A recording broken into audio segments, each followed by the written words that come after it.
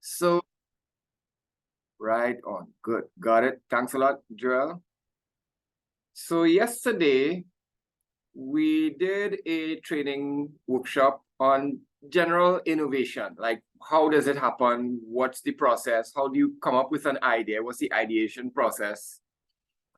And how do you make the idea solid, a good one? What are some of the things you want to focus and refine in coming up with a really solid idea, really solid innovation? And we spoke about that. So before I jump into today's session, does anyone have any sort of burning questions that they didn't get a chance to ask yesterday and they remembered it and they would like to ask now before we jump right in?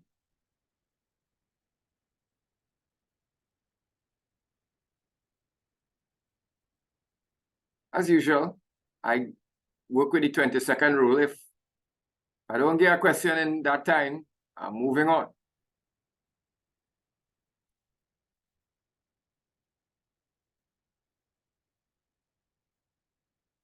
Some of you may be actually checking your watch. I'm not checking. I'm just averaging 20 seconds. Okay, that's 20 seconds. So let's move on. Today, we want to talk about, I said yesterday, we're going to talk about the business model canvas today. How do you actually do a business plan? And before I talk about the business plan / the business model canvas, I want to just give you a little context as to what it is you have to do for this program. Because come 16th of November, if you are shortlisted, if you are one of the top 6 or top 5, we're going to shortlist that down to a very small amount, that gets to do their pitch in front of the judges, then you're going to have to be using this a pitch presentation strategy. You're going to have to understand what it is you're going to say. Now, I am going to do a workshop on pitch proposal strategy, but I'm going to give you a little teaser now because it has context for what I want to talk about today, which is the business model canvas. So I'm going to give you a little teaser on the pitch proposal, okay? I'm going to share my screen and show you like a sample pitch deck, right? First of all, everybody know what a pitch deck is? And feel free to put up your hand if you have never heard the term pitch deck and you don't know the heck I'm talking about. So, okay. The pitch deck is basically, it's just a term that we use to describe your pitch proposal. Have you seen Shark Tank or Planting Seeds when, you know, like an inventor goes up on the stage and they do a presentation? Right, we've seen that, right? What they are doing is a pitch. And they only have 5 minutes to do this pitch, you know. The judges ain't giving you more time than that. They basically give you, sometimes you might get 10 if you're lucky, right? But usually it's a short amount of time. The judges say, okay, hit it. You got 5 minutes to convince us that you have this great idea that we should invest in. That's basically what the judge says. You got 5 minutes. And in that 5 minutes, you have to figure out, what am I going to say in 5 minutes that will convince that judge that my project is the one to invest in? And this is where you don't go into a presentation like that unprepared. You would have worked out what you want to say in that 5 minutes beforehand so that when you get on that stage, you know what you're going to say. Well, what you're going to say is basically made up of your pitch deck. So I'll tell you where the term comes from. Everybody know what a deck of cards is. It's 52 cards in a deck of cards. You could play all fours, romy, all kind of thing you could play with cards, right? That's a deck of cards. Well, in the old days, before you had computer software and Microsoft Suite and PowerPoint presentation, in the old days, when somebody came up with a business idea that they needed to pitch, they walk with their deck of cards, not playing cards with the ace and the queen and the spades and all that. but notes, actual pieces of cardboard, notes. And it was a deck of cards. And they may actually have, they didn't have PowerPoint. They had what they call flip chart and paper and like a little pencil that you could point at what you're showing. That's how they used to do it. So you would go up in front of the judges and you'd have your little deck of cards and you'd flip through it and you'd read what's on it for the first part of the presentation, and you'd point to your graph and as shown in graph number 1, and then you'll turn the page, flip chart. That's how it used to be in the old days. And you used to work with your deck. That was your proposal deck. You had it in your hand, right? And you could, or your speech deck. Nowadays, nobody works with that, right? Nobody works with a deck of actual cards anymore. What you do is you use the technology. You use Microsoft PowerPoint. So when someone says, do you have a pitch deck? What they mean is, yes, I do have a pitch deck on PowerPoint. I have 12 slides on my pitch deck, or I have 15 slides on my pitch deck, or 10 slides. Very often when you are going into a pitch competition, the judge or the rules of the competition says you are allowed 15 slides, or you are allowed 10 slides, or you are allowed 12 slides to come up with your pitch deck. And that's how much slides you have to work with. You have to fit all what you want to say in those 12 slides or 15 slides. Now, the trick is not to try to cram everything you could possibly think of on 15 slides, because all you'll get is each slide looking like it's just overkill, too much words, writing, and all sorts of things. You have to know what to say in those 12 slides or 15 slides. You have to know. And you have to design those slides, i.e. your pitch deck, in a way that it complements you and your presentation in terms of your style. And it gives just enough information for that judge to be attracted to your proposal. If they want, they could ask you questions, but the pitch deck by itself should be sufficient to convince this judge that you have a winning proposal. And that's what you're trying to do with your pitch deck. So that's what a pitch deck is. Let me just check the questions. Okay, so now, does everybody now have a better idea of what a pitch deck is?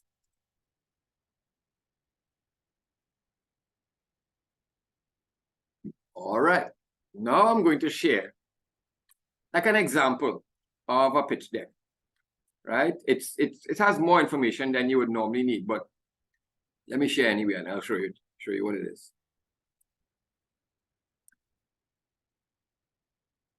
So let me go right to the top.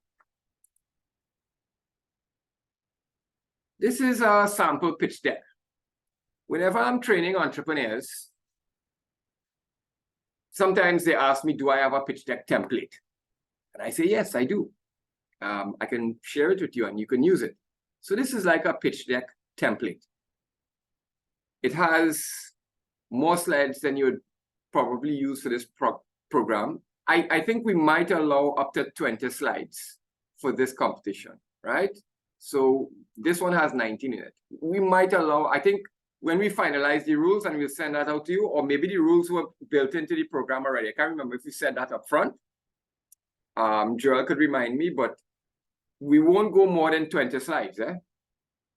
And the reason why we could allow that many slides is because we're going to only have about 6 presenters on the final day.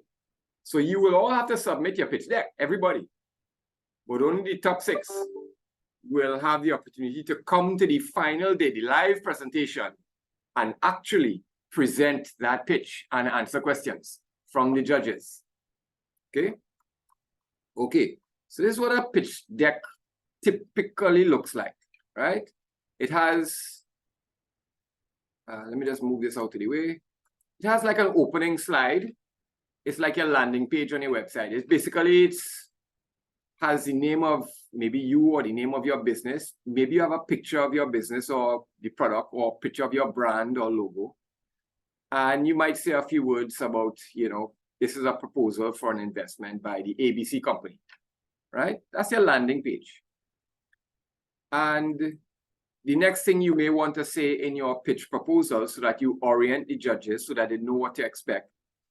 You will then say, well, in our pitch, we're going to be presenting on these areas: our vision, mission, our implementation team, our actual innovation / value proposition, etc., etc. So that's like a proposal outline.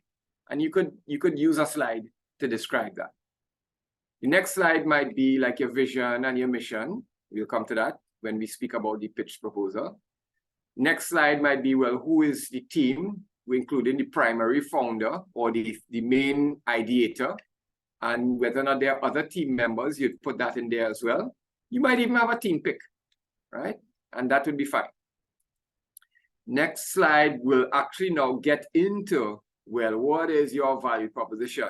And you may use 2 slides for this. You may actually use 1 slide to talk about the problem / opportunity, and you may actually use a separate slide to talk about your actual value proposition. In other words, what it is, what are the unique features, how does it compare with the market comparators, what is your pricing strategy? In other words, give me the detail of your value proposition. What is it?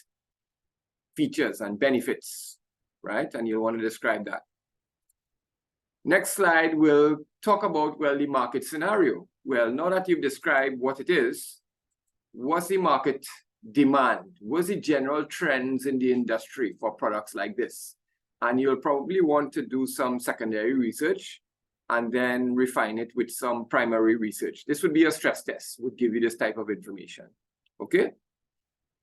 The next slide would then be, well, in order to implement this value proposition and capitalize on this market opportunity, we've decided to implement a strategy using the following business model.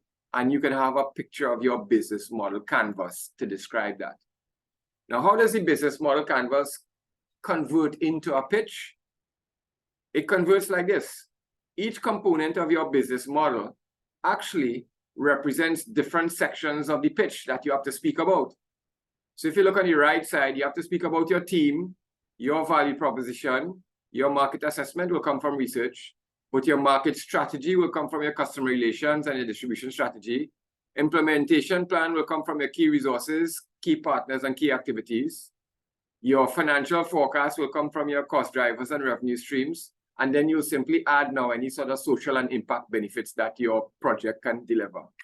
And this is a 5-minute pitch. If you had 15 minutes, you just allocate more time to discuss each one, so you'd have more flexibility. But actually, the information that goes into your pitch deck comes from your business model canvas, which I'm going to speak to you about today. So this is why I wanted to show you this particular slide, to give you some context and let you understand when you have to do a pitch proposal, where does all of the information come from? Well, it comes from you doing your business model canvas. And if you did this business model canvas well, then you could extrapolate and extract the information in order to create your pitch deck. So your pitch deck will then continue into a breakdown of your key activities to set up and run the business. You might talk about maybe your organizational structure, and you might even put a proposed org chart like this.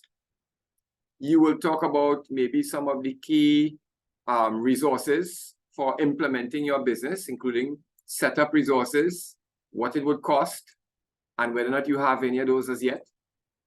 Operational resources might be like mostly like labor force, right? Recurring costs to cover that labor costs and what's the current status. You might want to talk about that. You can then talk about, well, what's your financial outlook for the business? What's the expected returns for the business? You know, can you do a financial plan for this to demonstrate when this potentially can break even? And you'll want to kind of describe that. You don't have to do a balance sheet. You just have to do a financial estimate. You'll have to do something like that, at least for the first year. And if you converted that into a graph to show your break-even point, as I did here, that would be really great. You can do year 1, year 2, and year 3 forecast. And I'm going to show you how to do those things.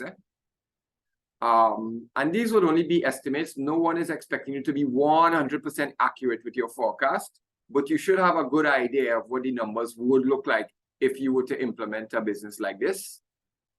And then your last couple of slides would be, just a kind of a summary where you're saying this is what, you're not asking for anything because you're not speaking to an investor.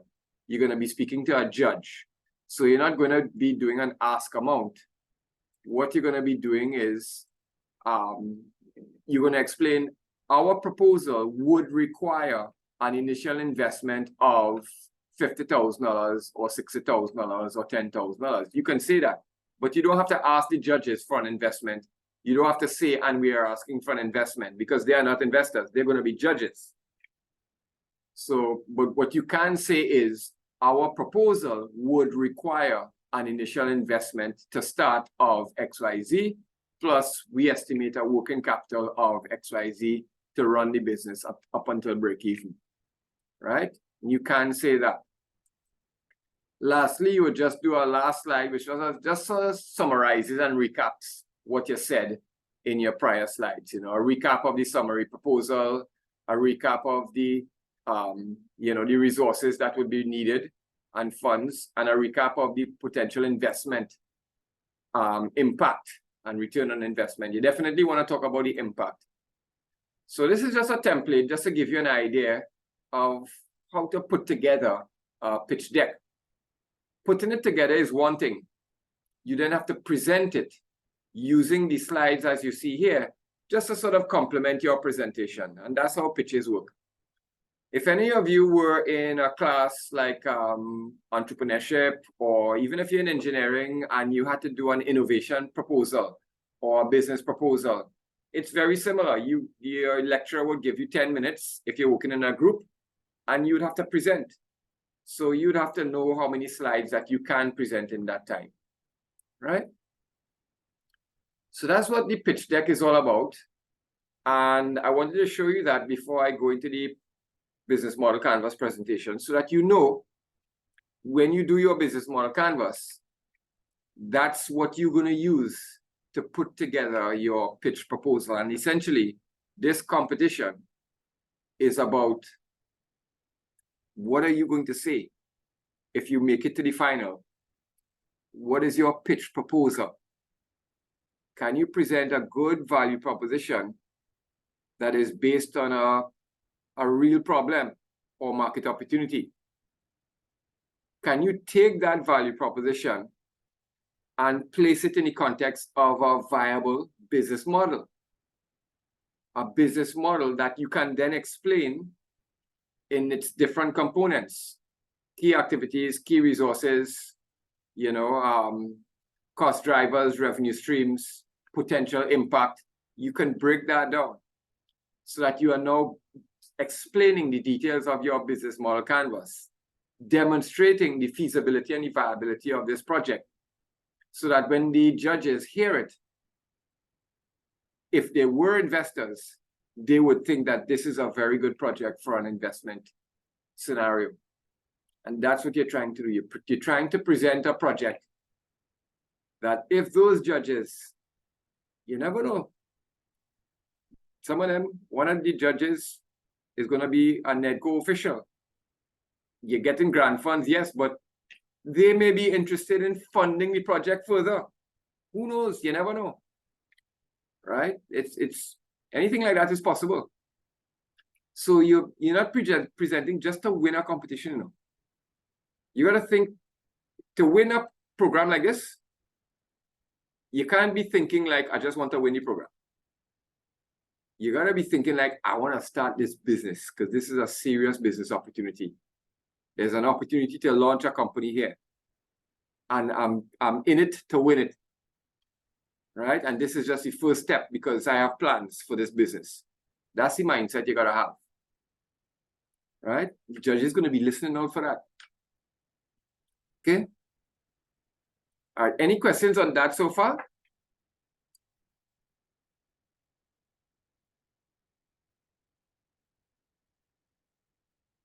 You got 20 seconds.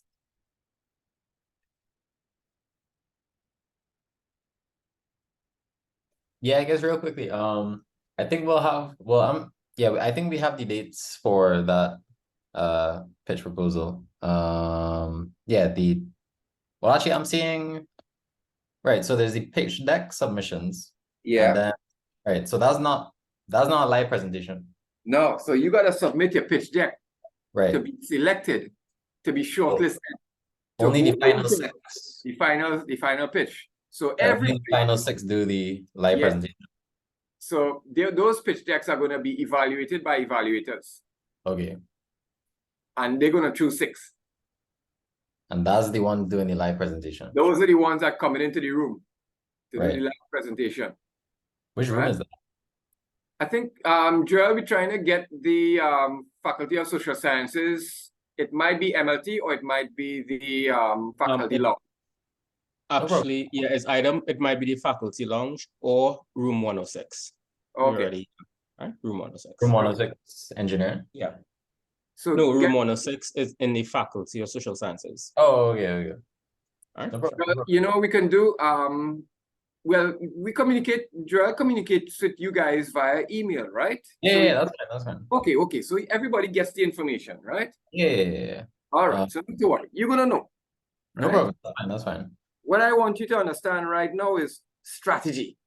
Right. Right? So right now, you want to understand, you got to do a pitch deck. You got to submit this thing to make it into the shortlist. If you make it in the shortlist, well, we'll cross that bridge if you get there, right? But for now, what you want to do is a good pitch deck and submit that. That pitch deck is going to be, you're going to develop a good pitch deck if you understand your business model canvas, which I'm going to teach you today. Right? You want to understand this business model canvas because this is what you're going to explain in your pitch. All you have to do with your pitch, therefore, is how do you take all of that information and put it into 20 slides? With one slide is an opener and one side is a thank you slide. So literally, you only have 18 slides, right? You think there's plenty of slides, but you burn up those slides really, really fast. But the whole idea of a pitch deck is it's deliberately meant to not give you, you could only work with a few slides because that's the reality of the world, guys.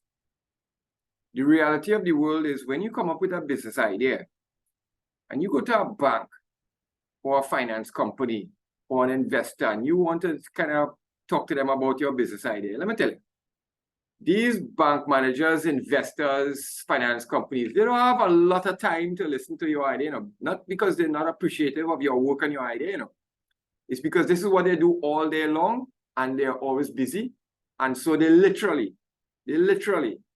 only have 10 minutes to spare to hear your idea. So if you can't convince them in that 10 minutes, then they just, oh, thanks, talk to my secretary and, we'll call you. You don't call us, we'll call you. That's what you'll get, right? So you have to learn how to present information concisely, convincingly in a short space of time. That's what a pitch deck is all about. That's why Shark Tank is so hard. Those guys will be nervous trying to figure out what do I say in this short space of time. The ones who do well, they find a way to just calm themselves and just deliver say what they have to say. And they plan beforehand, so they know what they're going to say. Right? Okay, so let's cover the basics. Let's go through the business model canvas so you have the framework of what you're going to talk about because a pitch deck is essentially a mini business plan. That's what it is. A business plan that you could spend 100 pages writing about and spend 2 hours talking about. You have to compress that down. You have to compress that into 10 minutes. That's what you're trying to do. So it's literally what do you say in that short space of time? Okay, so let's go through the business model canvas. I'm going to share screen now.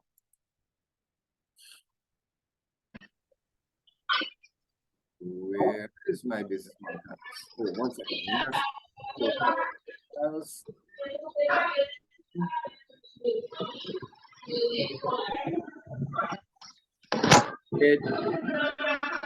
Dalia, your mic just came on. Thank you. When if your mic is on, you could get background noise. And it's just because there's other people in the room. So unless you have a question, let's try to keep our mics off. Okay, guys?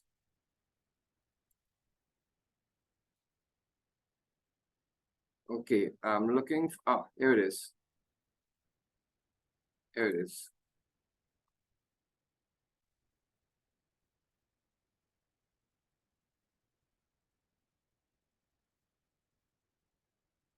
Okay. Business model canvas. Business model canvas, guys. It's basically, let me just go into a presentation mode. Remember the slide I showed this to you yesterday? Everybody remember the slide? Yes, yes, yes. Yes, we do remember it. Absolutely. And if you look at step number 4, that's the business model canvas. That's basically almost in the middle of your process. And that's essentially your first business plan. It's basically your first iteration of your business plan. You'll only be able to get more detail on that business plan if you go into full research and development mode, and maybe you've done some beta testing and product testing in a live environment. Only when you've done that can you get to stage 7, when you've actually developed a more detailed business plan. So most of the time, when we're sort of just getting our feet wet with an idea and trying to push it forward, what we're really doing is a business model. A business model canvas is a tool that we use to develop a business model. And if you did a business model well, it could attract early stage funding, maybe seed capital, just to get the business up and running, to test it, or even to get grant funding to do some further research and development into the technology. And so a business model canvas, even though it's like a shortened, a more concise business plan, it's very useful and very effective.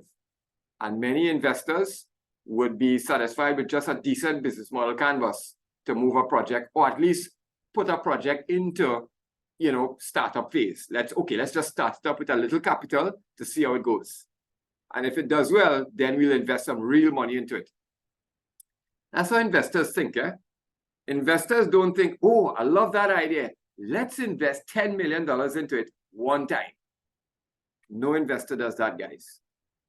No investor does that. What investors typically do is, oh, I like that idea. It looks promising. We're not too sure how well it's going to turn out yet, but let's put some seed capital into it just to test the waters with the product and see if it gets traction. Then we'll invest real money into it. So let's put maybe $50,000 into this project to see how it goes. That's typically how investors think, right? Put a little money in first. Let's see how it goes. If it looks like it's doing well, then they start cranking up the investment, right? So that's why that business model canvas is so important. It could get you actual foot in door with your business, right? Okay. So, question: what is a business plan used for? Now, remember, a business plan, it's the same thing as a business model. A business model is just a compressed version of a business plan. Anybody want to guess what we use a business plan for? I kind of spoke about most of it already. Just want to hear your feedback.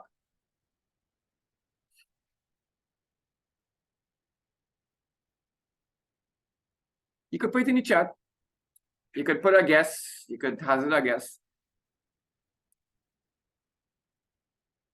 To gather investment. Yes. Let's say, take out the word gather and put attract.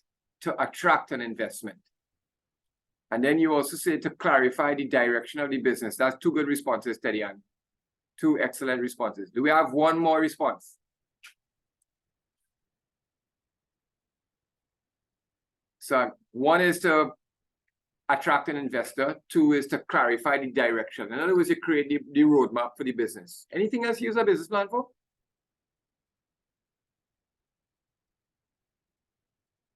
Okay, you're thinking about it. Let me give you some answers. To measure success, Okay. Abraham. Is it Abraham or Abraham? Good evening, everyone. It's Abraham. Abraham. Okay, thank you. So yeah, you can use a business plan as your tool to measure success, because what you'll be doing with your business plan at that stage is creating milestones and targets. And so as you go along in your business, as you start achieving results, you can check to see if you're in line with your original business plan. And if you are, it's a good indicator that you are on the right track. In other words, being successful. The key thing to doing that, however, is not just doing your business plan, but doing your business plan and using that to create your financial forecast. It's your financial forecast, those numbers, that allows you to measure success. Because now you're managing by measurement. You create your budget or your forecast, and every month you check to see, where am I with regards to my budget? Where am I? Did I achieve it? Yes? Yes, no. And you keep doing that until you exceed in your budget. But yes, you can use it for that. Okay, so business plan or business model canvas, it helps you to think of what resources you're going to use and what you're going to need. It helps you to figure out, because when you do your business plan, you're actually planning not just for the value proposition and the market segment that you're going to go after, but remember, your market strategy drives your operational strategy. We spoke about that yesterday. So your operational strategy, that's a breakdown of what work you have to do and what resources you will need to do that work. That's what the operational strategy is. So your business plan helps you, when you do it, helps you to figure out what resources you will need to start your business and to run your business. So and you need to know what resources you will need, because that's what you're going to have to spend money on. When you go to an investor, or they put seed capital, or they invest in it big time, whatever the case may be, they will only put seed capital or invest big time based on what you have to get, what equipment or what resources you will need to put into play. They're not going to invest capital in just, okay, here's money, figure out what you want to do with it. No, they need to know what it is you need to run your business. So they're going to look at that. And someone just said it. Business plans help you to figure out your roadmap. It creates the pathway. It creates the, it helps you create the direction. That's what it is. You do your business plan, it now becomes your roadmap for what you need to do. Right? And lastly, your business plan is basically needed. Your investor or your financer or even a business partner, before they agree to partner with you or to invest in your project or to give you a loan or anything of that nature, they need to know, they need to see your business plan. They need to be confident in your proposed plan to implement this project, to implement this idea. They need to be confident that when they put money into this project will be successful and possibly even give them a return on their investment. Or at the very least, have a positive impact on society and the environment. They're not investing in something that they are not certain about, they're not sure about, or there's no business plan for it. They're only investing in something for which there's a business plan. And that's why you have to do your business model canvas. Your business model canvas is like your business plan. So, right, it's the best type of planning that you can do, barring a very detailed 50 or 100-page dossier, right? Instead of doing that, do your business model canvas. As a matter of fact, most finance companies, they often don't have time to read the details of a business plan, especially if it's a small amount, $100,000 or less. For those finance companies, it's a small amount. They just want to see your business model. And if you have that business model prepared comprehensively, that's what they will be happy with. Okay? So a detailed business plan, just for your interests, has all of these components: executive summary, SWOT analysis, value proposition analysis, marketing strategy, which include research, as well as market penetration or market development strategy.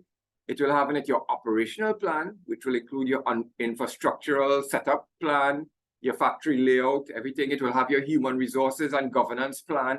Who is the CEO? Who are the operators? Who are the workers, etc. It will have that. It will also have your financial forecast estimates from January to December. You know, what expected revenue you're going to have, operating expenses and profitability and net cash flow you're going to have at the end of each month. You know, it's, and as well as a risk analysis at the end of the day. So a business plan has all of those components in it. That's a detailed business plan. It could be a very thick document, guys. It could be a lot of work, right? Most companies, they don't even have the time to do a business plan themselves. They just outsource that to a consultant, maybe somebody like me, that says, please do a business plan for us. We will pay you for it, right? Because it's just so much work. So they don't have time for that. They're busy running their business. So they just tell the business consultant, I need to do a business plan with this objective in mind. And we're going after this investor. Can you do one? And the consultant goes into the company, speaks with stakeholders, gets an understanding of the value proposition, key strengths, opportunities, threats, weaknesses, etc. And at the end of the day, starts putting together numbers, figures, and proposals and information towards that business plan. That's what takes place there. That's a lot of work, right? The more efficient and effective way to do it is just do a business model canvas, right? Where am I? Right? Business model canvas is kind of straightforward, and you can get fairly good detail about how to set up a business using a business model canvas. The students in our Faculty of Social Sciences, MGMT and MGMT 3032, that's an entrepreneurship course. They have to do a business model canvas. It's basically like a business plan, and they have to prepare this document that explains all of the different components of their business using the structure of a business model canvas, as you see on the screen right here, right now. So let's go through the different elements of the business model canvas. As I said yesterday, on the one side of a business model canvas is all of the marketing stuff. So you will see, there's a pointer. Your value proposition is what you will sell, what it is, product or service, what are the unique benefits that it delivers to this customer, and what are the features or technology that enables the benefits that is targeted to this customer over here. So that's the first thing you have to establish. What is your value proposition and who are you targeting? And who are these people? Where are they located? What are their ages, gender, demographic profile, preferences, likes, you know, culture? Who are these persons here that want this product? And as I mentioned yesterday, this doesn't have to be individuals. It could be companies that you are targeting. Sometimes you create a product that is meant to target companies or organizations. Same way how you profile an individual person, you can profile a company by describing that company in terms of what sector it belongs to, what size is it? Is it a micro, small or medium-sized enterprise or large enterprise? Is it a company that's operating locally, or is it exporting, right? Etc., etc. So you can describe that company in a number of different ways. In the middle here, you have your marketing or your advertising strategy. This is basically your customer relation strategy. How would you communicate this value to this customer?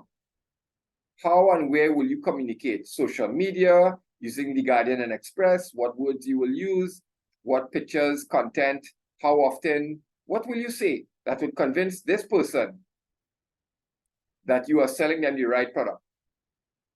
So that's what this customer relation strategy is all about.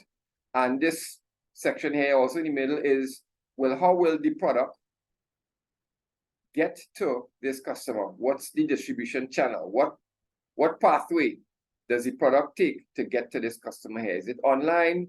Is it overseas? Is it via some store in the mall? How does it get to this customer? So you're basically describing what you sell, who you sell it to, how will you advertise it, where will you advertise it, and where will customers be able to buy it? That's what this is basically saying. And if you did all of this well, you will generate revenue. And your revenue streams are basically what you sell, how much you sell it for, and how many people buy it. So you might sell, I don't know,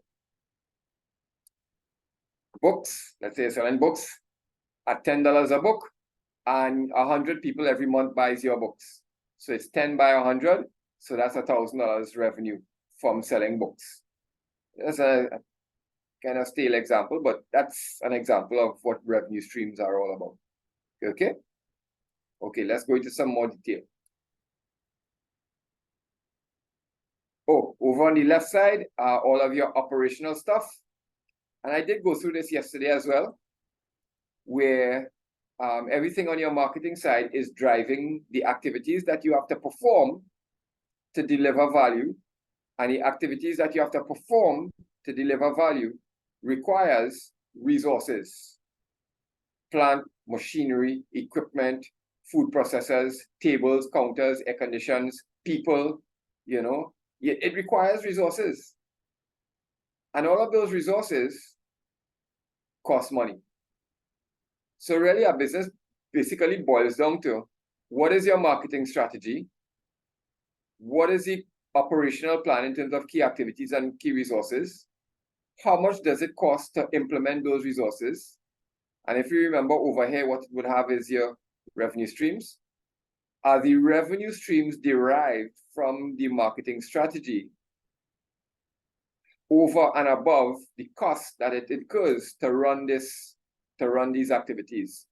If you're making more revenue than it costs you to run these activities, then it's a viable business. And that's basically what you're trying to explain or establish when you design your business model. If you didn't design your business model well, you're not going to get a positive return on your costs or your investment. You're going to get losses.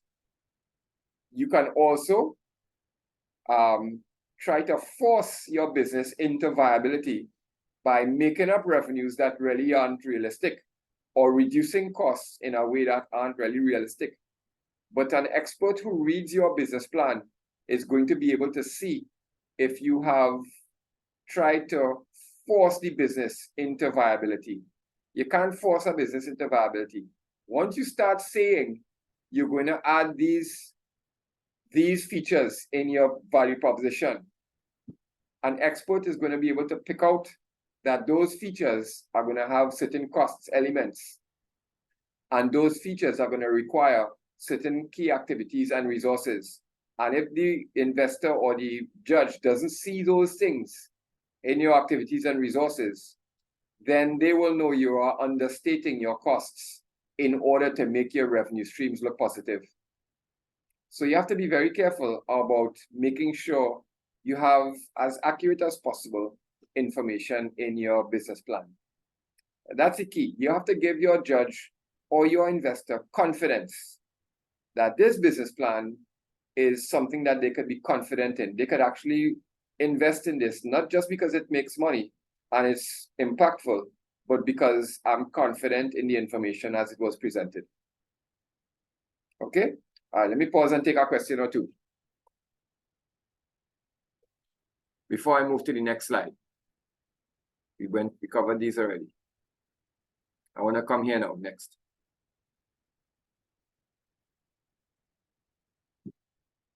No questions? We all good? The same guy, you got it 20 seconds? Going once. Somebody says something in the chat.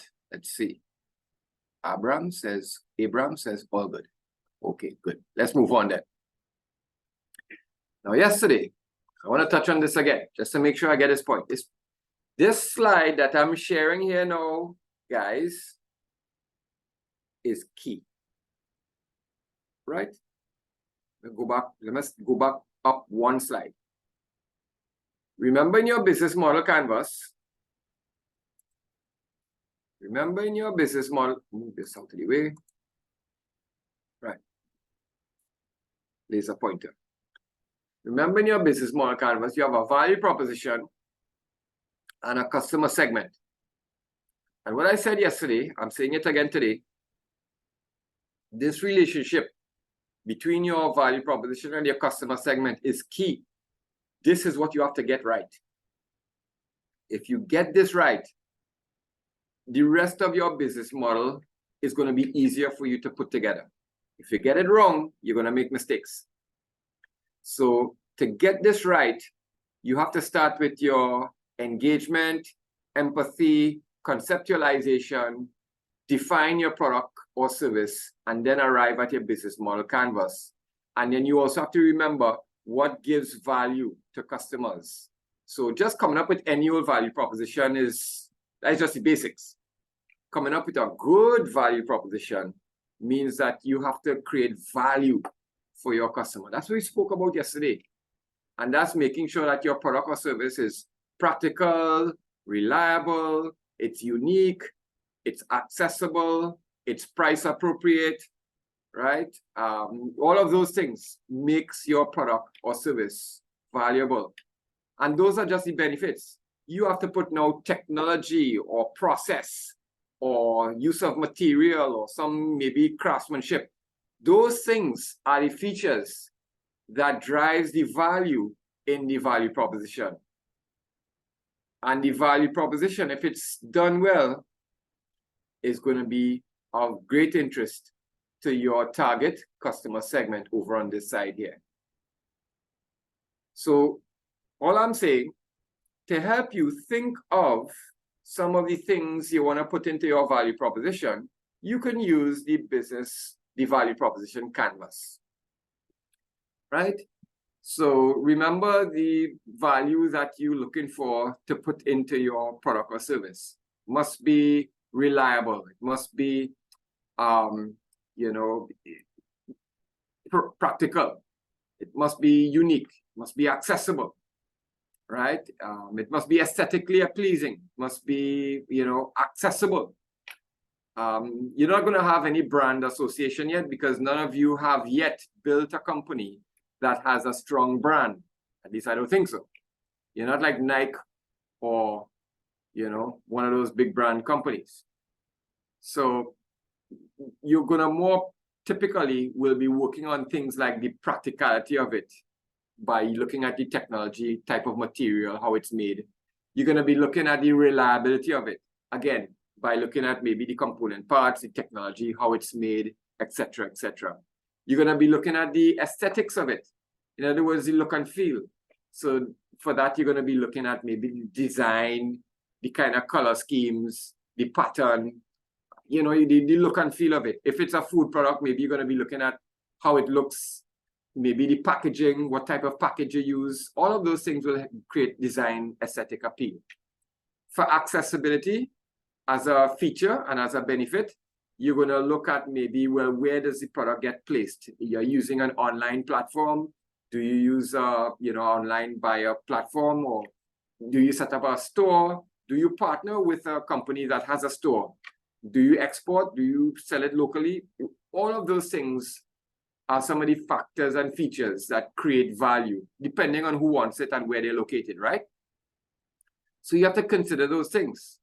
And some of those things are going to be really critical because this customer here, as far as they're concerned, there are some things that they really need to get solved. They're real problems. And so the competitor products aren't reliable enough. They always break down after 1 year.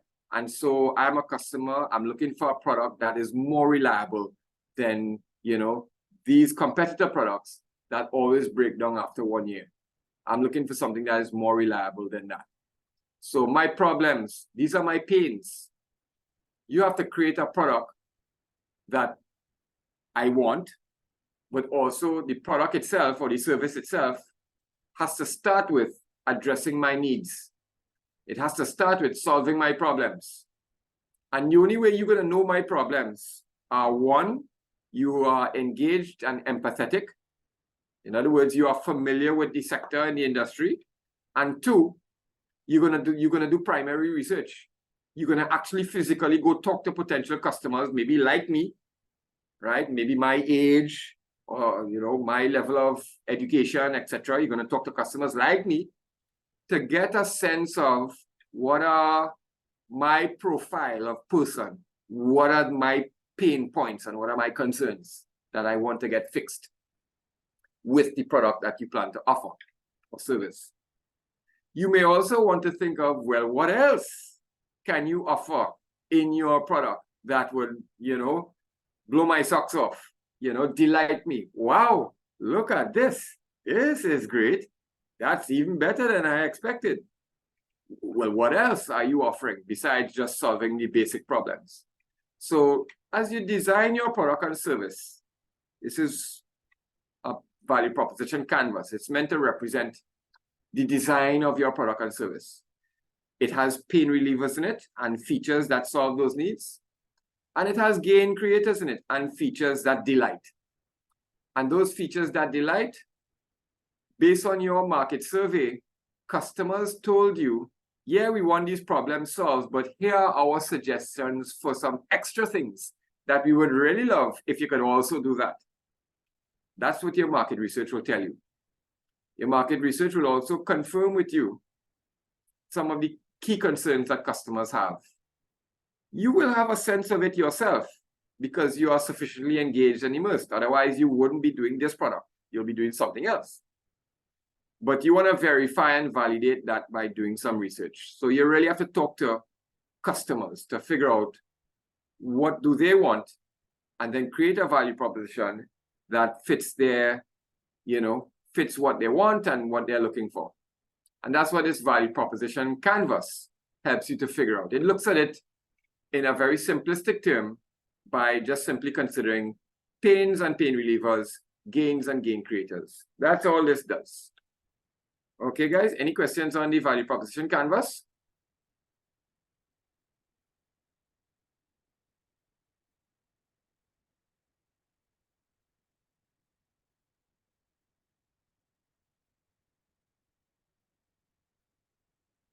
Elijah, I lost your comment there. What do you mean? Oh no, I really just joking, but that was just when you were talking about the brand associations and you were saying Okay. we don't know anybody. Yeah, okay. I was just making a joke saying if he doesn't mind, like, well, I don't know. You might already have brand. I don't know. So I'm just speculating, right? You never know. I guess you'll find out for the pitch deck submission. Well, now I'm intrigued. So we'll see. Right? We'll see. Okay, let's move on. So again, your value proposition canvas, if you did that well, that's going to be the backbone of your marketing strategy over on the right side of the screen. And as you see the arrow pointing, the marketing strategy sort of drives your operational strategy, which is your key activities and resources. And those things are going to drive your cost drivers. This is going to determine what cost you're going to have, right? And that's the essence of our business model canvas. So details of the business model canvas. The value proposition. And I kind of touched on this yesterday. If you look up in the right-hand corner, you see the little mask, the same mask that I took from Amazon.com. If you look just, let me get my laser pointer so you can see what I'm looking at. I'm not too sure if you see my cursor when I move around the cursor. So that's why I use the laser pointer. Do you guys see my cursor when I move it around? No? I'm going to use the laser pointer. Yesterday, didn't I speak about the 5-pan? And I told you Professor Brian Copeland invented it. This is what it looks like. This piece of it, I just downloaded it off the internet and just took a picture extract of it and put that there. So while Professor Copeland invented the electronics and the tech part of it, this design, the way this looks, that was students and some staff from the Faculty of Humanities. They came up with this ergonomic look and feel, right? So design aesthetic plays a factor in creating value as well. Just pay attention to that.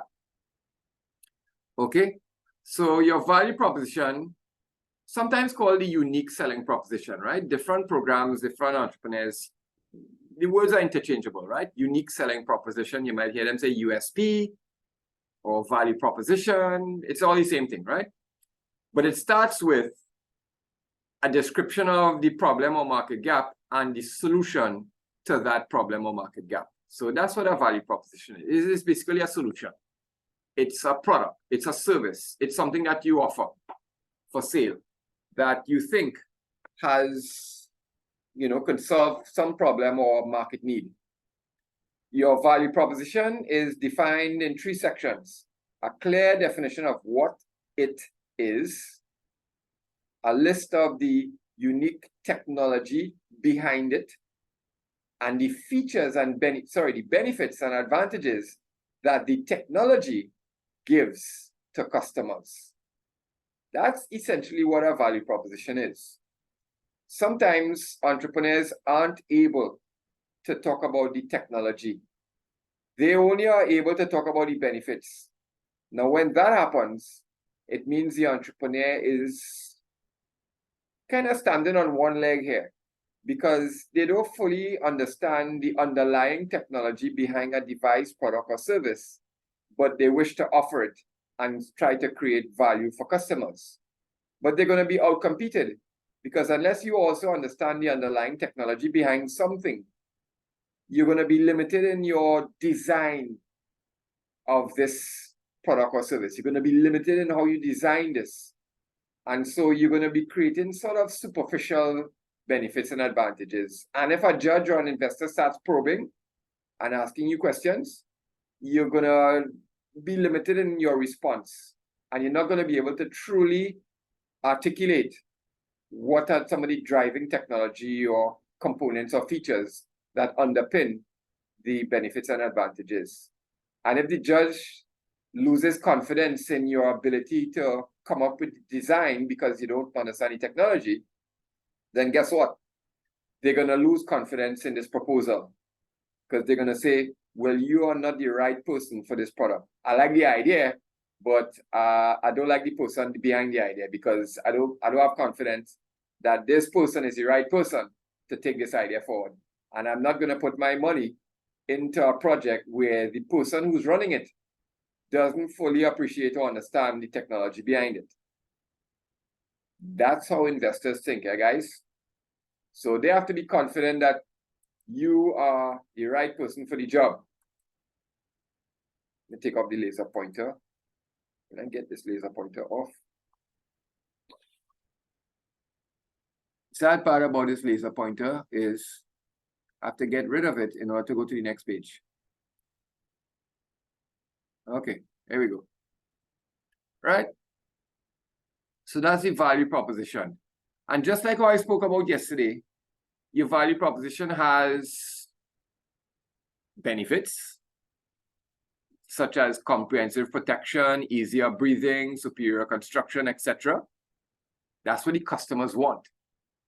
The customer doesn't care if you have 4-layer activated carbon or 2-layer activated carbon or no layer activated carbon, so long as they get comprehensive protection.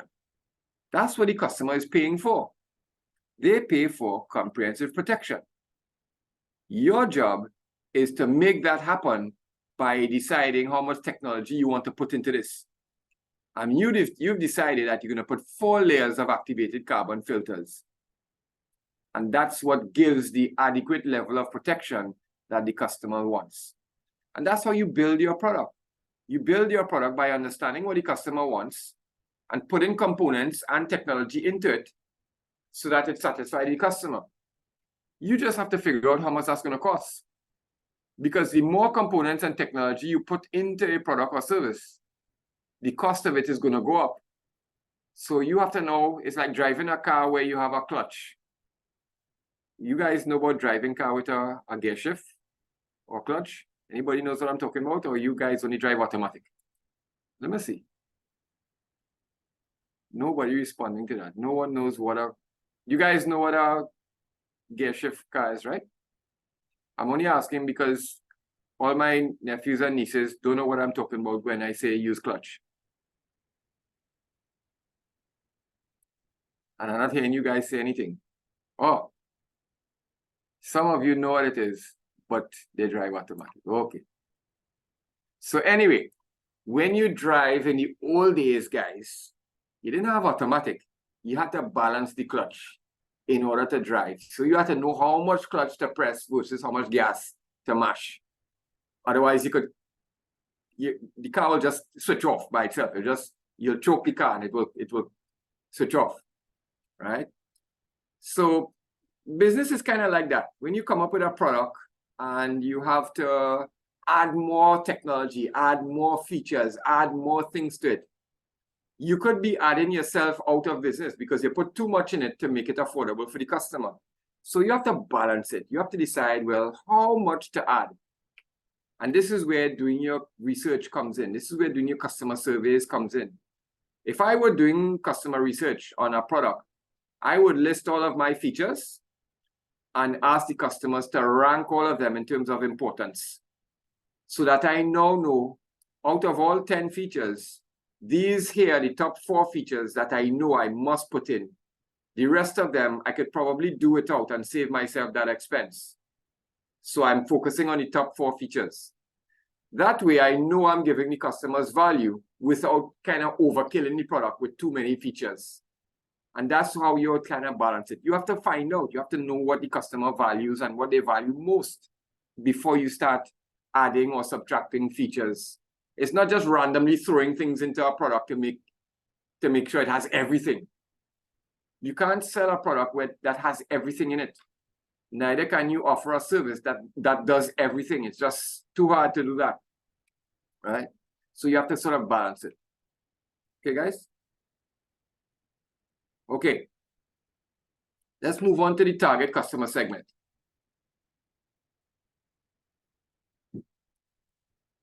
Remember the slide on the business model canvas? And go to the business model canvas again. Yeah. Remember this slide over on the right, you see customer segments. That is your target customer segment. That's not everybody on the planet. Those are the select few persons who fit the profile of the ideal customer that you're going to go after.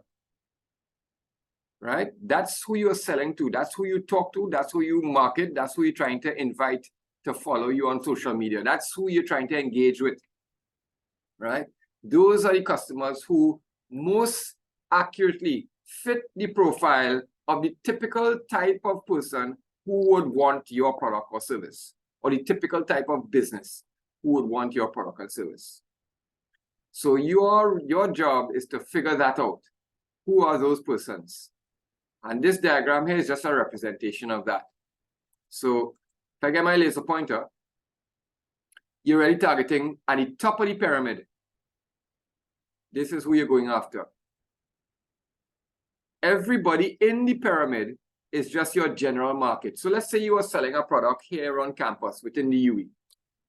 So you came up with this brand new type of, I don't know, some kind of pizza, let's just say, right?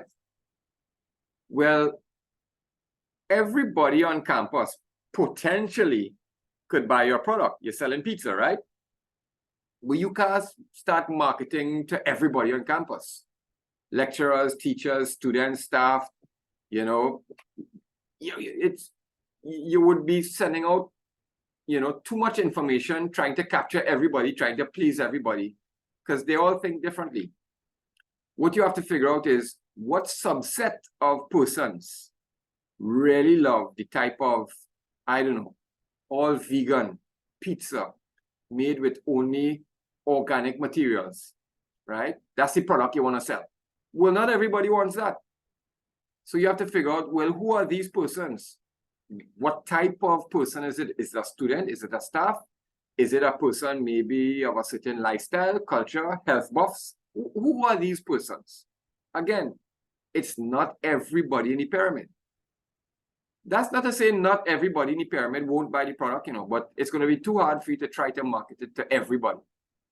Because the way business works is, if you identify the right customer segment, that customer, the minute you put up your hand and you say you are selling all organic vegan pizza, they will also put up their hand and says, we were waiting for that all along. Thank you for bringing it to the campus. Let's now buy some of that, right? That customer is just waiting for you, right? So they are actively searching for a product like that, and they were so glad that you appeared.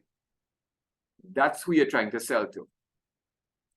Below that in the pyramid is, it may not be somebody who is actively looking for your product, but if it appears suddenly on campus and they were informed about it, they would become attracted to it as well, and then start maybe making purchases as well. So these two groups here are your best bet, right?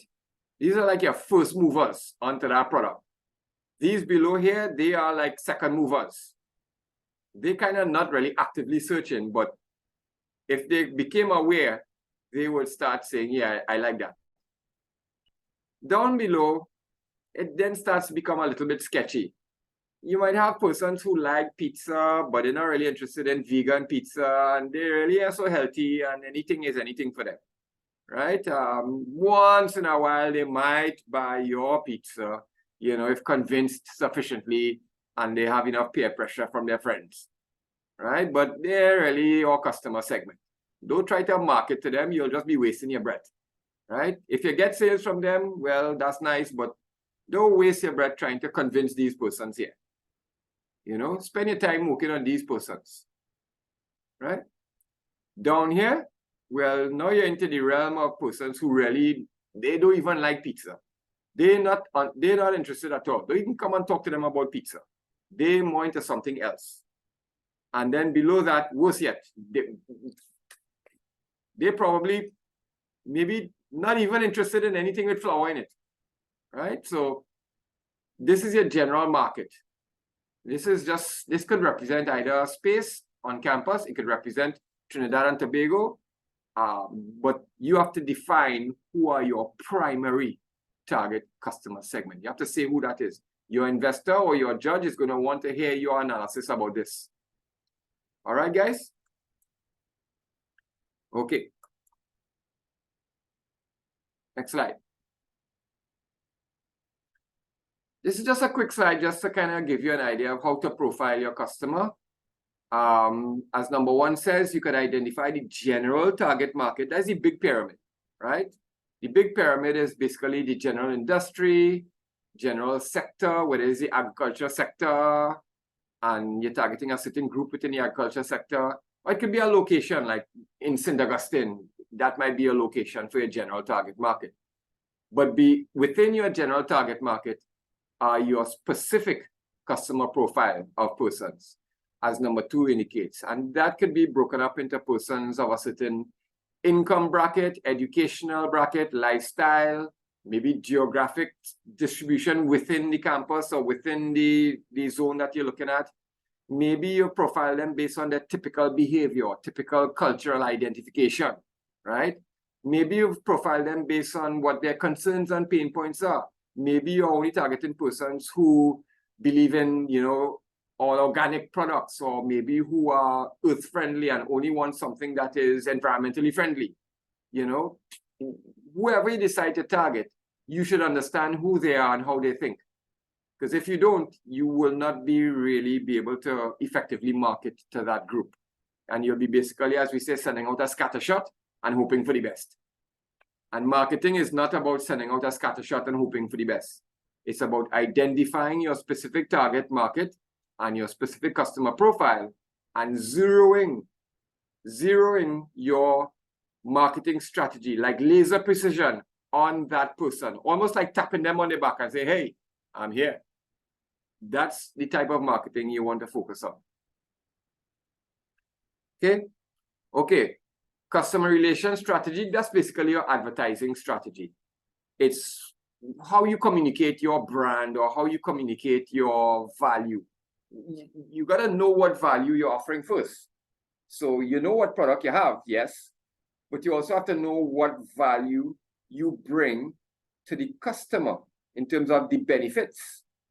And you also have to know what features drive those benefits, because some customers are interested in the technology behind benefits. They do really want to know. So they're buying a car. Oh, what kind of engine you have, and what, you know, you're using diesel or right? They want to know the specifics. Okay. So some customers are like that, So you really have to know your product or service inside out. And once you do, marketing is basically about communicating the value, saying what the value and benefits customers will get. That's all marketing is. A marketing strategy is about talking about the benefits that your product offers that's different from other products out there. What unique value do you have? And what are the driving technology behind the value that you offer that would be interesting to your customer segment? The only thing you have to figure out on top of what you communicate is where you communicate, what medium you use. Do you use Facebook, Instagram, TikTok? What social media? Maybe you don't even use social media. Maybe you use Guardian and Express. Maybe you use radio advertising, right? Maybe you use word of mouth by going and talk to companies directly. If you're doing a B2B arrangement where you're selling to other businesses, the best way to market is to go and talk to those businesses directly. If you're doing marketing where you're selling to general customers in a population size, then it's not feasible to do one-on-one marketing. You have to now do sort of social media or advertising to capture that group. So knowing what you have in terms of value, that forms the basis for your message. And the message, you simply place that message or convey that message in a preferred medium. And the preferred medium you use, whether it is Facebook or let's say Instagram, depends on who you're selling to. So for example, an older demographic might be more familiar with Facebook and they have more friends and contacts and activity on Facebook. And a younger demographic may have less activity on Facebook with more activity on things like Instagram, because that's who their network seems to gravitate towards. So they're more like networked within Instagram. So you got to figure out who your customer profile is and figure out where's the best place to market and advertise to them. And even older demographic may not even understand social media. They have to see it in a Guardian and Express. And if they don't see it in the Guardian Express, they don't know what you're talking about. So they read the actual papers, turn in the pages, etc. They need to see physical writing and hold the paper. That's how they experience the world. Or they listen to the radio or look at the news, TV6. You know, there are some people who that's how they experience the world. So depending on who you're selling to, you will have to know what to say, what sort of lingo, language, or slang you decide to use to make it attractive and appealing, and where do you place that advertising message also depends on your customer segment. Sometimes the best marketing strategy is to go to trade shows and conferences and events like the Trade and Investment Conference that they had recently by TTMA, because a lot of businesses, especially startup companies, that's where they go. So you're trying to establish a B2B arrangement, you go there as well. And you network, you talk to people. And that might be your form of advertising. So customer relations is really about, well, how do you promote this? How do you engage with your customer? And what strategy do you use to engage? Okay. Distribution channel, well, that's easy. Distribution channel is basically an explanation of where does the customer get access to your product and service? Where and how? Do they order it online? Do you use, I don't know, Amazon.com or Planting Seeds platform? Do you have your own website and you know, product listing on your website as a online store? Do you have your own channel? Or do you manufacture and simply sell wholesale to a retailer, like maybe a Pennywise or maybe a Price Mart or a Bag One Sing or something like that? And then they do the customer interface. You just sell to them by a wholesale price, and then they sell it to the customer by a retail price, right? So how does the product or service get to the customer? You may also wish to consider if you're doing any sort of movement of the product from your facility to retail outlet, how does it get there? Sometimes you may want to consider the logistics, whether it is shipping, overseas shipping, or air freight, or just ground transportation. How does it get there? You could achieve efficiencies by selecting the right medium to move your product and service. And those efficiency gains could be translated into greater accessibility or even price savings for the customer. So coming up with your distribution strategy or distribution channels, that could help you to convey value to your customer by making access to the product or service more accessible or possibly more affordable as well. Okay. Okay, let me pause for some questions or two on all of that I've just discussed relates to your marketing strategy. Any question on that aspect so far?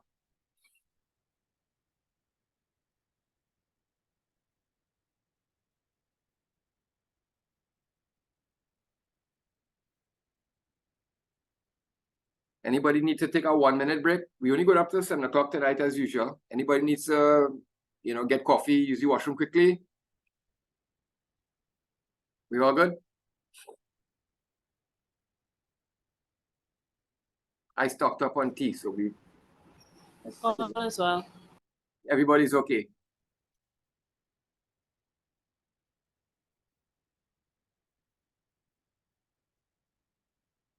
Okay, let's move on. Let's move on. So, remember, I'm going to go back up to the business model canvas to show you where we are. Going all the way up. Okay. All of these slides that I just presented were value proposition, customer segment with the pyramid, customer relation strategy with the different marketing and advertising strategies, distribution channel with the different shipping methods and how does it get to the customer. All of that is your marketing strategy. Now I'm going to go across to your activities and resources. And as you remember, all of your marketing strategy, once you figure that out, that's going to affect what you do over here on this side. So we are over on this side now. Okay? Put down the laser pointer. Going back. Okay, so here we are at key activities. So when I say key activities, I just mean the steps or activities or the work that you have to do that creates the value proposition. You have to make the value proposition. You have to make the product or service, or you have to set it up. You have to do work. If you are making some sort of pepper sauce, the pepper sauce is your value proposition. Well, in your activities, you have to actually manufacture this. That includes, chopping peppers, mixing, putting it in the bottle, the labels, all that is activities that you have to do. If you are offering a service, let's say you are offering an accounting service or a car wash service, right? So your value proposition is 5-minute car wash. Then you have to create activities that deliver that. So now you have to, set up, workstations with people scrubbing tires, people doing the polish. You have to create activities where somebody is getting the water supply without using up too much water, especially in dry season. Somebody had to mix the soap, the special blend that you use to polish this car, right? Then at a different station, somebody will open the car and do all the vacuum. So all of those are activities. Whether you're making pepper sauce or whether you are doing car wash, you have to figure out what's the work to be done, and you have to list it. Not just every and everything, but the key critical activities. It's the critical activities that delivers the value for your customer. Okay? Now I've broken up key activities into 2 steps. Basically, I have key activities in my laser pointer to set up the operation, because sometimes just setting up the operation alone is an activity. So that could be, setting up your base of operation, maybe even construction or leasehold improvement. It may include, well, you have to purchase equipment and install it. You have to install equipment. Maybe you have to set up your website or your software platform or something like that. Maybe you have to go around and establish key supplier relationships or key partners or maybe key providers and sign contracts. Just to be, before you even start to do business, you have to go around getting partners to sign contracts with. Maybe you have to hire staff, so you have to have a week of hiring and training staff. So you have 5 staff to hire and onboard and put them through the training. And that's a step by itself. Again, before you even run anything or you sell anything, you have to set this business up. Right? You might even have to do a media launch. So when you go to run a business, guys, running the business is one set of activities. But just setting up the business by itself, putting in all your furniture, your desk, your computer, all that, that's another set of activities by itself. So that's why under the term key activities, I have 2 slides for that, right? So one slide will say setup activities, as you see here, and the other slide will be like recurring activities, as you see here.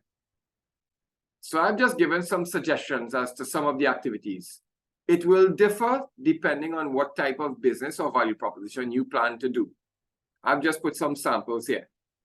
But typically, to set up a business, usually you're setting up plant, property, equipment, software, machinery, training staff, you're kind of setting it up.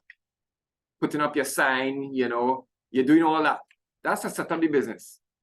Once you have completed that part now you're ready to run the activities of the business. Now you're ready to run the business itself. And typically you'll be doing, like, on a regular basis, you're going to be doing marketing activities such as social media posts, etc. You will be doing things like maybe customer experience management, like maybe getting customer surveys, interviewing and seeing how they feel about the product. You'll be doing production and processing. That's if you're creating, let's say, pepper sauce, you will actually be manufacturing this pepper sauce. So now you have to create a production room and a packaging room and a chopping room. You have to actually create the factory. Even if it's a small mini factory just within one room under your house, you still have to create the process for that mini factory. You may be doing quality control. You may be doing order fulfillment. Order fulfillment is when customers call in and maybe they use your app or your website and they place an order.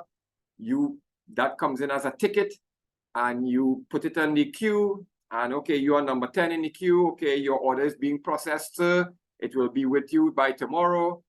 That's what order fulfillment. And that alone is a series of steps and process.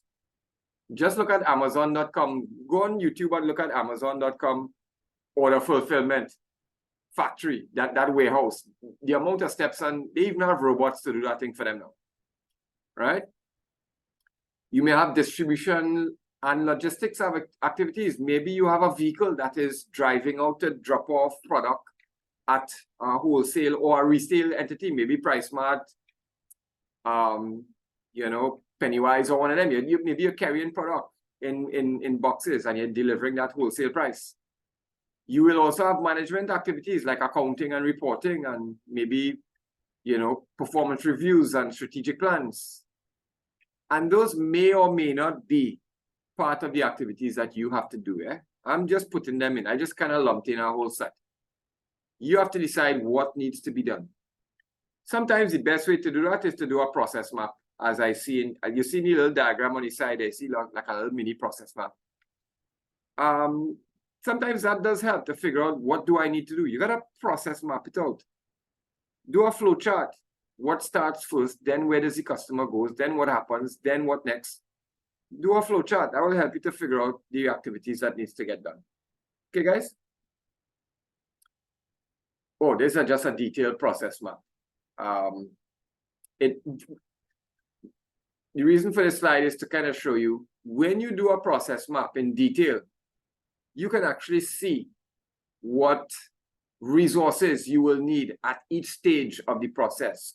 You can sort of use the process map to help you to figure out, okay, I need a tractor to start with, then I need a truck, then I need a scale, then I need, you know, etc., etc., etc.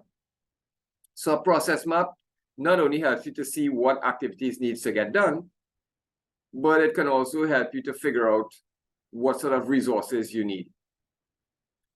And then, I know why this slide is here. This is an example of a mini factory that I was working with. There's a company on campus that was set up a couple of years ago. And they produce products. And this is their factory floor. It's in a small space. It's just in a 20 by 30 room, I believe it is. But they divide up the room into 4 stages, into 4 sections, so that at each stage, they know what equipment, machines, and processes take place at each stage in each room. And if you did that, it's the best way to figure out what resources you need as well, because now you can actually do almost like a floor plan of your mini factory. And don't underestimate how important it is to do that, guys. Don't just try to list what you think in your head is required. You can either do a process map, or you can actually do like what they have here, a floor plan. Visualize your factory, if there's a factory you have to develop, or a processing plant, or even if you have a software with an app. Visualize the process and do a map or a floor plan to sort of explain what resources and what needs to get done. So this is just an example of that. Okay, key resources. Resources are basically what you will need to do these activities, whether it's in a floor plan, process map, or your recurring activities. Resources here is basically what you need. And you have to list that. You have to say what resources you need. And this one is very important because this is what the investor, if I were an investor, this is what I want to know. Because you explain to me your value proposition, you explain to me your marketing strategy, you know, all of that, your key activities, those are good. But at the end of the day, I'm going to want to know, well, how much are you asking for? What is the investment ask? Is this $100,000? Is this $1 million? Is it $10,000? You will need to explain that. And the ask, the amount that you need to start this business is going to depend on, well, what resources do you need? Because all of these things are going to have a cost attached to it. So the land and building infrastructure may come at a cost. Even if you're renting the land and building, you're going to have to do maybe some modifications or some sort of leasehold improvement, shelving, etc. in that building, right? So you're going to, what is that going to cost you? You may need to buy some equipment, vehicles or machines, etc. to put inside there. In the picture over on the side there, this looks like a food processing or maybe even a restaurant, like an industrial restaurant. And as you can see, this is like industrial restaurant type equipment. You may need equipment like that. Who knows? Right? You have to know what type of equipment to specifically, not just like I see some students tell me, oh, we're going to set up a restaurant. We need restaurant equipment. And they're done right there. That's not enough. I know you need restaurant equipment. Your investor knows you need restaurant equipment. You have to explain what restaurant equipment, right? So it's not just good enough to say, well, we need restaurant equipment. You got to go into a little bit more detail than that, right? You may also need, depending on what you're doing, a website. Maybe you need an app or some other ICT, internet communication technology. You may need something like that, some software or something like that. It's possible, depending on what you're selling or the nature of your business, will require something like that. And you'll have to give some details as to what this would look like. You may need office furniture and equipment just to go to work or run your business. You may need, you know, a space with a desk, you know, and a chair, and maybe even air condition. So you need to say what that is if you have to be effective at your business. You know, you may need human capital. In other words, you may need a general manager or a CEO or an accountant, right? Or an operations manager. You may need somebody like that, right? So you got to explain, well, what resources do you need? Each one of these comes at a cost, right? These items comes at a startup cost. Your human capital is going to come at a recurring cost. So this should be a recurring resource. So if I buy office furniture, that's a setup cost. That's a one-time spend. It may cost me $20,000 to buy furniture and equipment. My human resources might be $20,000 each month. So I'll have to explain that. Right? So again, when you start listing your resources, you have to say whether or not it's a one-time investment or it's a recurring resource that you need. Right? So these are your key resources.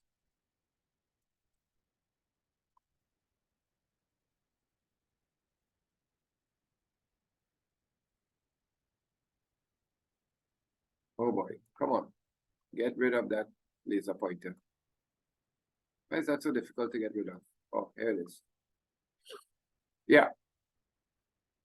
So this is like a mini business model canvas over on the left here with the different sections of a business canvas. The reason for this slide is simply to explain to you that analyzing your resources is key. It's like central to a good business plan. It's really key. Yes, you have to have a good value proposition. Yes, you have to know who you're targeting. That's the marketing side of things. But on the implementation side of things, it's really your analysis of resources. So if value proposition and customer segment is key to marketing strategy, analyzing your key resources is key to implementation planning. So when you analyze that in clear, comprehensive detail, you will know what it's going to cost for you to implement this business. And that's where key resources and analysis of your key resources is so important. Okay? So resource planning and business model feasibility. If you're kind of making a closing argument for your business plan, you know, you can kind of present it in terms of defining what activities needs to be done, you know, explaining the key resources that are needed, and then itemizing the cost for each resource. This will help you to really define and develop a good resource management plan. Understanding the resources also helps you to understand the startup costs and even whether or not you're going to make profits, because your recurring costs, which are derived from, you know, some of your HR resources, etc., needs to be compared with your revenues to see if you're going to be profitable. And I'm going to show you how to do that as well. Okay, just quickly on partnerships. Let me go back to the original business model canvas to show you where we are. Go back to the one that, go back to this one. Okay. You see over on the left where it says partnerships with the shaking hands icon, right? That partnership. People sometimes forget that in business, you need partners, that you can't operate in business on your own. You do need some partners to work with. So in addition to establishing your value proposition, market strategy, key activities, key resources, etc., etc., you also want to talk about, well, who would you partner with? And that's what you're going to get into now. So I'm going to go back to where we were. We're all the way back down. Okay, partnerships. Well, there are two types of partners. One is tactical and one is strategic. Tactical is like 90% of the partners that you will work with. A tactical partner is simply somebody who you would buy raw material from. Maybe they're a supplier of your ingredients or your raw materials. Or it could be somebody who you would sell on a wholesale basis to. So for example, let's say you made a product and it's being sold at Pennywise and you have a relationship, then they become a tactical partner. It's just tactical, it's business, right? Pure and simple. A strategic partner is different. A strategic partner is not necessarily somebody who you are buying from or selling to. A strategic partner is somebody who is operating their own business but you decide to sort of work together to help you both achieve better branding or better marketing. So for example, I manufacture shoes, and I decided to partner with somebody who's a tailor, and he manufactures suits. And we both do our own things, right? So I manufacture shoes, my partner manufactures suits. And we decided to form a strategic alliance. So every time my strategic partner makes a suit above a certain value for a customer, that customer gets a 20% discount on my patented shoes, on my patented leather, or whatever you call it, shoes. Really nicely designed, right? And every time, maybe I'm a shoe manufacturer of the highest quality, every time a customer comes to me to buy one of my, high-end, high-quality leather shoes, polished, when they buy a pair of shoes of a certain value, they get a 20% discount on suits made by my friend who happens to be a tailor who makes suits. So we shake hands and we decide to partner and to try to benefit each other by sort of working with each other in terms of marketing strategy. And that's how a strategic partnership works. I'm not selling to this person, they're not buying. We just decide to agree on how we would work together to help each other to benefit. So by offering a discount on an exquisitely tailored suit to my customers who buy my shoes, I am actually giving my customers better value, because now they are more prepared. They see my shoes as improved value because they see the connection to also being able to get a 20% discount on a really top quality suit that I could go to a conference in. You see, so partnerships work like that. Tactical is just pure and straightforward. I buy from you or you buy from me. That's tactical. Strategic is when there is more of a relationship where you scratch my back, I scratch yours. That's how that works. Okay, guys? And that's what I basically explained in this slide. So it's kind of the same. Any questions on partnerships, guys, before I move on? No. Okay, thanks. Let's move on. Cost drivers. Cost drivers, remember, in your operational strategy, you have key activities and key resources. And the key resources are what are going to cause you to incur costs, capital costs and or recurring costs. If I have to buy a piece of equipment, like a major food processor for $100,000, that you could put all these fruits in and process it, and out comes this great juice. You have industrial scale ones like that, right? Let's say I bought that, then that's not a recurring expense. I'm not buying that every month. I buy it once, and as long as it's functional and it doesn't depreciate too much, then from a cash flow perspective, that's a one-time expense. I may buy another one in 10 years after this one, fully, uses its user life, uses up its, usable functional life. But it's basically a one-time expense. That's a capital startup cost. If I hire a manager to run my company for me, or if I pay a rent, then that facility that I'm renting or that manager that I'm using, that is also a resource that I'm going to use.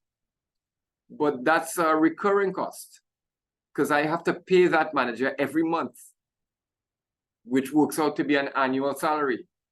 Or if I'm paying rent, I have to pay that rent every month, which works out to be my annual rent. So cost drivers are broken up into startup, capital, expense, things that I have to buy once, and then recurring costs, things that I have to spend on every month and every year. So that's what cost drivers are. And revenue streams are simply the products and services that I sell. And this is why it's really important to define your product and service. If you don't define it clearly, you won't know how to put a price on it. And you won't be able to quantify how many you sold every month. If you don't put a clear definition around what it is you are selling, then you won't know how many units of those things you sold. And many service providers, they find it very difficult to figure out what's the unit of item that they are selling, because it's kind of a little bit more difficult to put their finger on than something like a bottle of pepper sauce. I know exactly how much units I sold if I'm selling bottles of pepper sauce. I just count how many bottles I sold. But when I'm offering a service that has multiple parts and different processes and different steps, you know, when do I then start charging for that service? At what stage? Well, that's why it's really important for you to define very clearly what it is that the customer gets at the end of all of your steps and services and processes. The customer gets this, and that's what you sell. So you actually sell that, right? If you do, for example, training as an educational institute, the service you provide is access to classrooms, online learning, a lecturer talking to you, access to modules, all of those different things. But at the end of the day, the customer is paying for that certificate or that degree. That's what they paid for. Yes, they got the experience and the benefits of the experience, they got that. But at the end of the day, what they paid their money for is they need that certificate. So good luck trying to sell all of the different, you know, experience and access to online learning and the ambience on campus and all of that. And then you tell the customer, oh, that was really good. You got to pay for all of that, but we are actually not giving you a certificate, or we actually not giving you that paper, that degree. Then there would be a riot, right? Customers pay for certain things. So you have to know what it is you are selling that the customer will pay for. You're doing a car wash services, customer are paying for a very clean and polished car. At the end of it, they don't care how you do it. At the end of the day, they pay for driving out of that service with a car looking like it's shining. That's what they pay for, right? Now you can quantify and count how many of those things you delivered and put a price on it, etc. So your revenue streams basically becomes what you sell and how many of those you sell per month and per year, right? That's what it is. So when you do your business model canvas, this is just a template just to show you how to kind of configure your business model canvas. If you wanted to, you know, do one like this using a Word document, it has the value proposition. And if you look at it down the middle, the value proposition has a definition, pain relievers, key gains in terms of benefits, etc. And it also has the underlying technology or features that drives the benefits on top. Pain relievers and key gains, those benefits, that's the value. Those are the benefits that the customers pays for. The features below here, that's what drives those features above. And if you did a business model canvas carefully and thoroughly, you would arrive at knowing what your activities you required to do to deliver your value. And you would therefore be able to determine what resources you will need in order to deliver those activities. And if you were able to determine the resources, you would then be able to determine your startup costs. Let me get my laser pointer.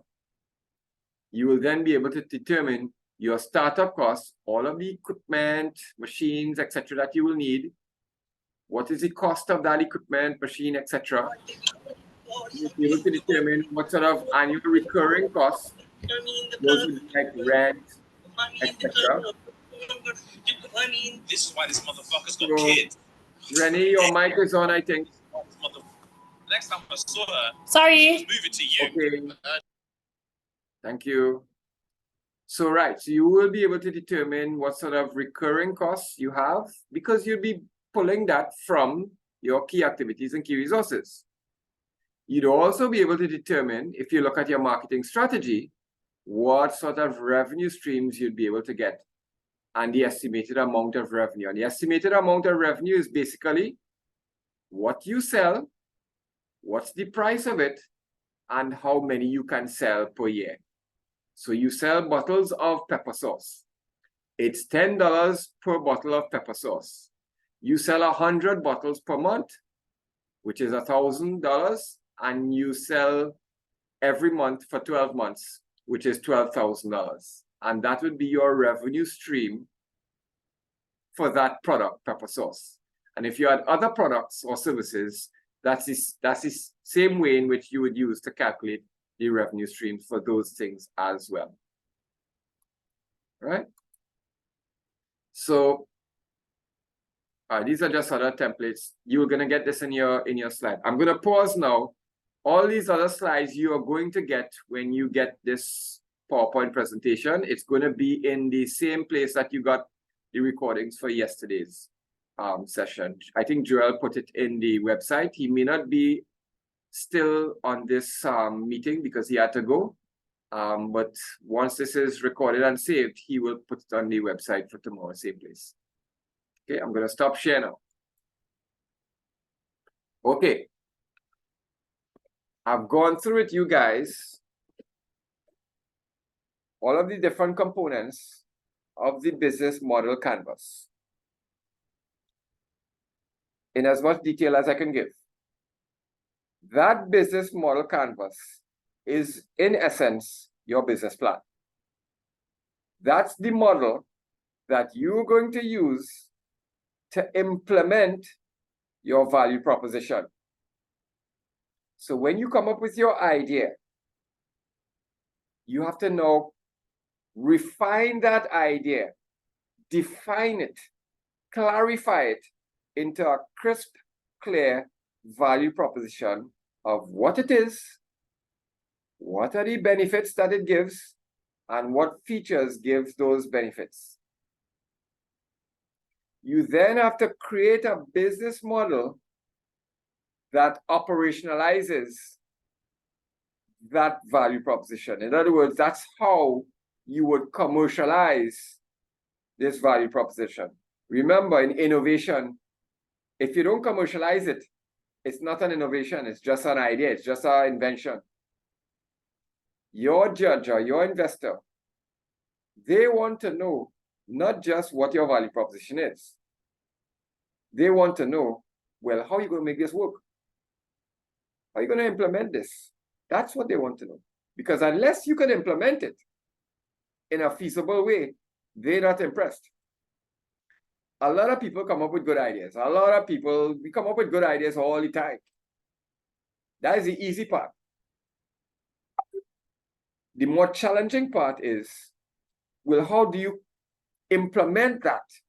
What is your plan to commercialize that idea and make it a practical, doable, innovation? How do you implement it? And that's what your business model canvas plans for you. That's how you configure the commercialization of your idea.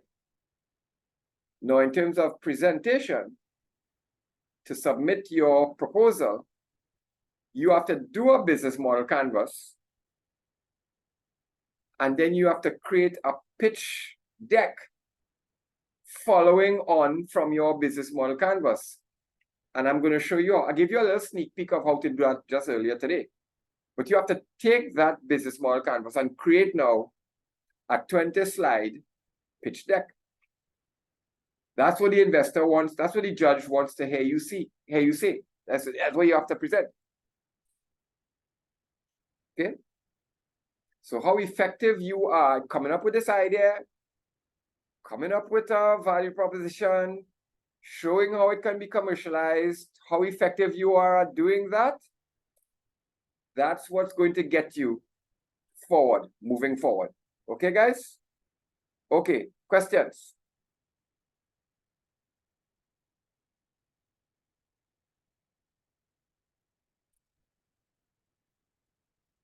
This time I'll allow a little bit more time for questions. I have a question, Mr. Henry.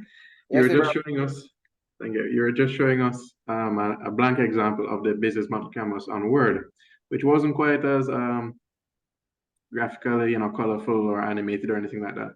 But it looks like probably what we are more likely to end up with when we do have our BMC done and ready. I'm wondering, that template, it almost looks like something created, like something you can access in Word. Is there software that allows us to? And we'll be, yes, sir. I'm going to give you that.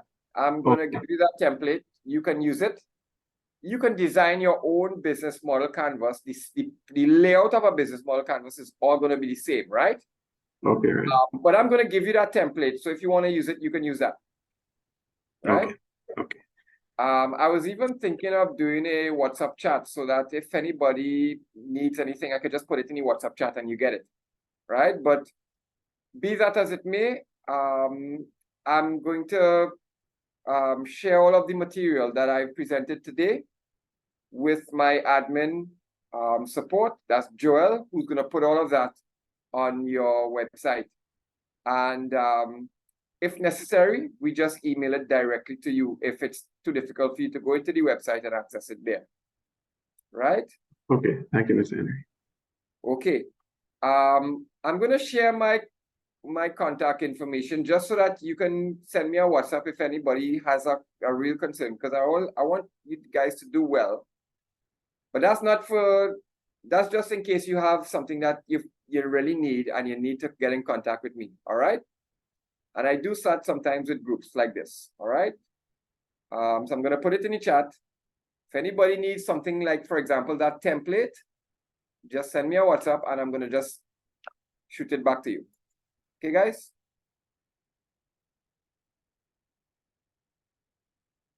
Okay, so that's me. You can reach me directly if you need to send me a WhatsApp. And I can just share that information, whatever information that you need, or you need a quick question that you want to ask about your project or your proposal, you can do that as well. Generally, the channel is you can create mentorship appointments using the booking system that Joel would have explained and set up for all of you guys. So you book your appointments through there.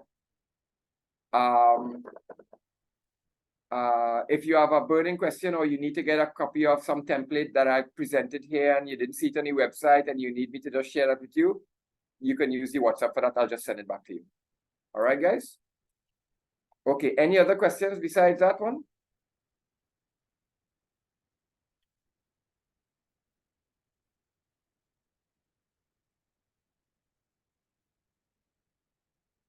Is it possible to chat? Yes, Lauren.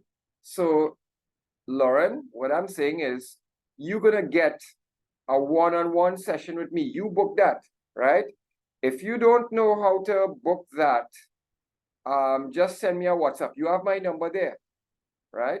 And I can maybe put Joel onto you and he will help you to create a one-on-one booking with me, right?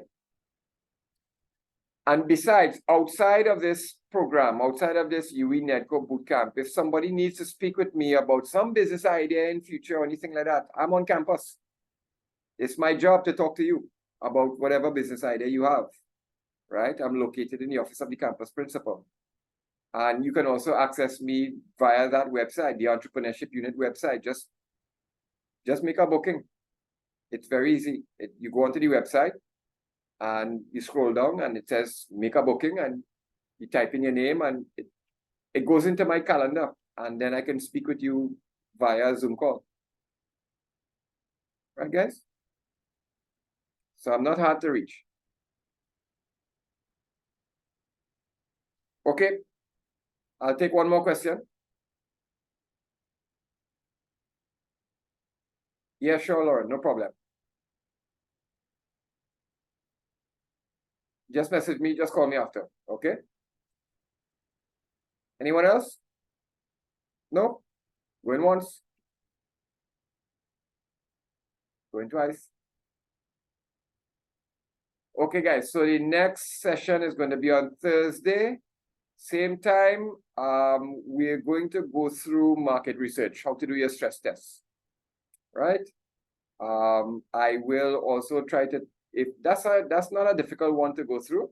If I have time, I'm going to also try to go through some more of that pitch deck proposal. Okay, so we're going to be able to get through. If I don't get through that on that Thursday, Saturday is going to be a long morning. We're going to have 4 hours Saturday morning with a break in between. So we will do the pitch deck then if we don't have time on Thursday, and also the financial analysis for your ideas. So you're going to get enough information. Okay, guys, everybody have a great evening. Stay safe. I will talk to you on Thursday. Lauren, you're going to give me a call now, so I'm looking out for that. Bye, guys. Okay, Karen, take care. Okay, that's right.